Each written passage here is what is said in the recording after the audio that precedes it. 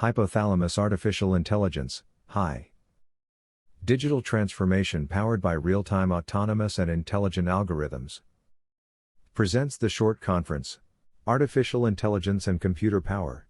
It corresponds to one of several short conferences, in which the advances of HI research are presented, on the topic of artificial brains and decision-making artificial intelligence. The list of short introductory lectures to decision-making artificial intelligence are presented in the picture. Artificial Intelligence and Computer Power.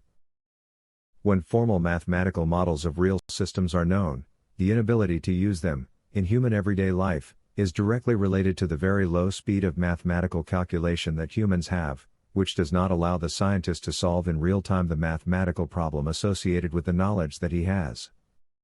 For robots, computer technology has overcome this inability, allowing them to solve in real time increasingly complex real problems. Only when humans will be able to bring the mathematical calculation power to the human brain, we can use the known mathematical models in human everyday life. However, organizations can already build their own artificial hypothalamus, using existing computational power. The power of artificial intelligence that we can use depends on the support network in the cloud, the local PC that serves as the user interface, and the power of the algorithms that are in the cloud and in the PC. If you want to implement powerful AI, you need to understand informatic, algorithms, and computer programming. The success is directly related to the ability to implement first and second level algorithms. Nowadays, the computer system is very complex and is part of the success. For example, Geoffrey Hinton, in the CBS chatbot referred previously, indicated that if, in 1986, he had tried to solve the problems that we can solve today, he believed that the computer used in 1986 would not have solved the problem yet.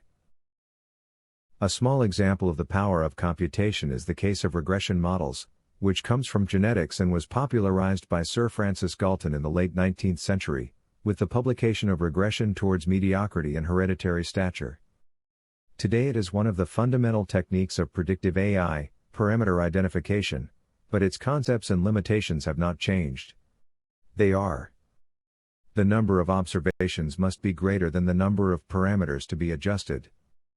The greater the number of parameters, the better models are generated in terms of goodness of fit, and if the number of observations is greater than the parameters, there will be redundant observations, which if used in the regression will produce confusion in the results to be obtained. In the origins of computing, the problem was the observation storage capacity, the power required to execute the process, that depending on the methodology, requires the inversion of a matrix of the size of the observations. With these constraints, estimating a model of thousands of parameters was a challenge. With the progress of computation, also evolved methodologies, estimation algorithms, until today to the conjunction of computing power and algorithmic power, which gives direction to the effective application of GPT models, which in practice permanently estimate models of hundreds of thousands, or millions of parameters. In the same way, will grow the power of prescriptive AI. Monolithic mathematical models. With the advent of the digital computer, in 1947, computer-oriented mathematics, and the first digital mathematical models were born. These models, due to the initial limitations of computers, were thought monolithically to be solved in computers with a single processor. This quickly exhausted the dimension of problems that could be solved. Atomized mathematical models. At the beginning of the decade of the 60s of the last century, the researchers presented the first works aimed at dividing the monolithic models, to convert them into modular, atomized, models.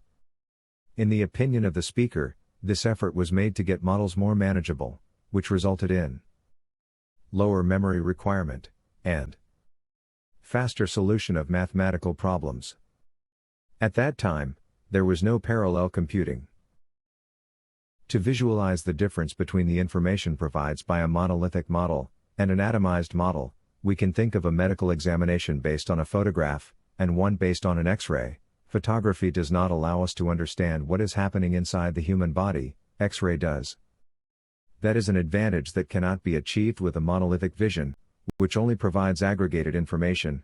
Atomization allows to understand how a system is assembled, and how information flows inside. Parallel computing.